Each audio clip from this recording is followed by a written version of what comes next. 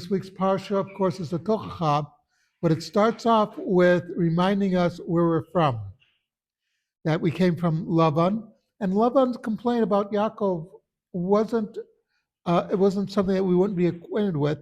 He said, "Look, do you want to be religious? You can be religious. I don't mind. Just don't bother me. Don't do it publicly.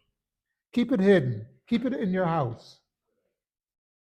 Um, which is, and what we learn is God doesn't want us to keep it in our house. He wants us to go out and show that we're religious, that we're Jews.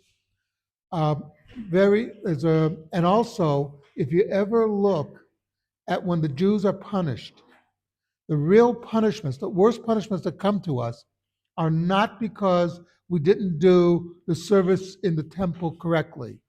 It was that we didn't bring the right sacrifice or anything like that. The harshest punishments come when we don't treat each other with respect.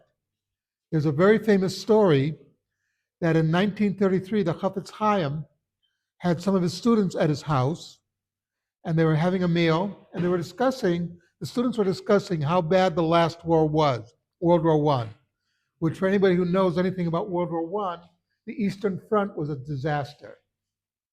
Jews were being murdered, etc. The Russian Revolution came, and both sides would have pogroms against the Jews. It was just, total disaster. So they're discussing how bad it was. And the Chafetz Chaim said to them, "You think that was bad? After the next war, they'll laugh at what happened in that war."